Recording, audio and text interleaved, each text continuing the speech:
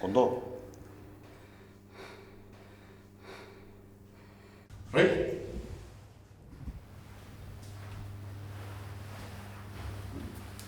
Bizaketa amaraten da.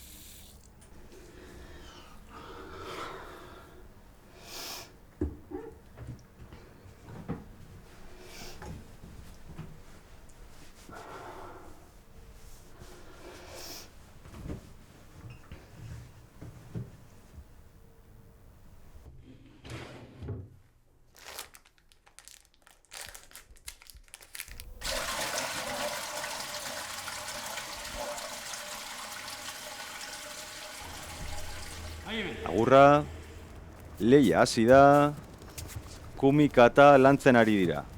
Oso garrantzitsua da aurkaria kontrolatzeko eta proiektatzeko. Oso ondo ezagutzen dira, horregatik heldu eta askatzen dira behin eta berriz. Ikus dezagun, eskuineko eskua aurretik kontrolatzeko, serbiarrak Nekaneren ezkerreko eskua heltzen du. Nekanek ihes egin du. Alde berdinetik heltzen ari da eta azkar konturatzen ez bada zigortua izango da. Apurtzen du erasoa, bigarrenez alde berdinetik eusten du, baina askatzen du, badaki arbitroak zigortuko duela eta ez dio denbora emango. Eskuin eskua, heldu dio Nekaneri,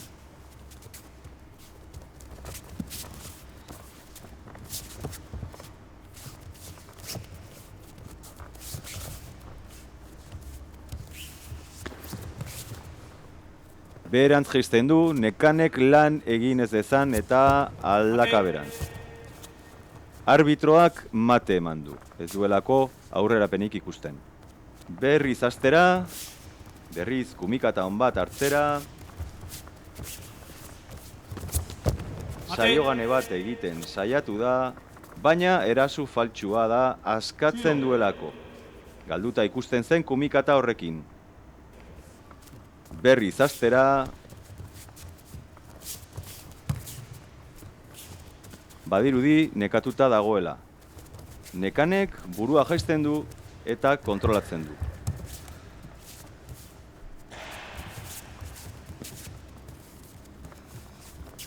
Eskuin eskua gerrikoan dauka, serbiarrak ezin du ezer egin, eta begira bere mugimendua.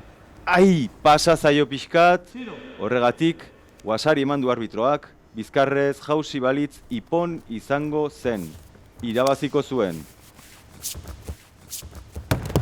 Beste ipon zonage eraso faltsu bat. Guazen ikustera ea zer esaten duen arbitroak. Badirudi serbiarra, odoletan dagoela, lehia gelditzen da. Nekane oso gertu daukazu jokoetara eramango zaituen urrea. Goazen Nekane!